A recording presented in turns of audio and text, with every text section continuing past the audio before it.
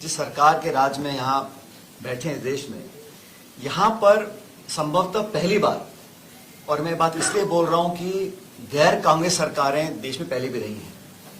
देवेगौड़ा जी रहे, वाजपेयी जी रहे, बाकी प्रधानमंत्री भी रहे, लेकिन पहली बार देश में जो रेड लाइन थी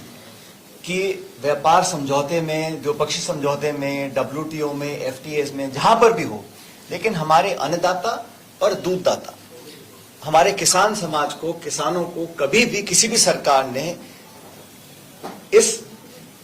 हाशिए पर लाकर नहीं रखा है। और आंकड़े बड़े स्पष्ट हैं। पहली बात तो अमेरिका जब भी कोई अनाउंसमेंट कर रहा है द्विपक्षीय, पहली बार देखा है कि वहां के राष्ट्रपति सोशल मीडिया पे पोस्ट कर देते हैं कि ये होने वाला है, चाहे वो भारत पाकिस्तान का युद्ध विराम हो, और 17 बार युद्ध विराम के बारे में बोल चुके हैं ट्रंप साहब कि मैंने ये व्यापार का लालच और भय दिखाकर भारत को ये सीजफायर करवाया है। 17 बार, 18 बार, और आज तक भारत के पॉलिटिकल लीडरशिप ने उसको कभी डिनाई नहीं किया। और आपने देखा होगा कि इंडिया और यूरोपियन यूनियन का भी एक FTA हुआ, उस पर कोई बहुत ज्यादा चर्चा नहीं हुई क्योंकि वो एक म्यूचुअल एग्रीमेंट था। लेकिन अमेरिका के साथ एक डील हुई है, और डील क्या है देखिए आप। डील में भारत के ऐसे करोड़ों किसान हैं जो कपास, सोयाबीन, मक्का, इनकी खेती करते हैं, और भारत ने ये एग्री किया है कि हम अपने देश की जो बाजार हैं वो अमेरिका के खाद्य पदार्थों के लिए खोल देंगे।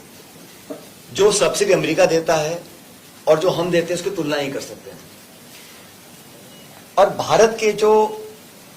किसान वर्ग के लोग हैं उनसे कोई चर्चा, कोई संवाद, आप विपक्ष से भूल जाइए, मुझे लगता है कैबिनेट में चर्चा नहीं हुई होगी। लेकिन जो किसान संघ है, और भाजपा की आप अगर इतिहास देखिएगा, सरकार बनने के तुरंत बाद 2014 में पहला संशोधन मोदी सरकार क्या लेकर आई,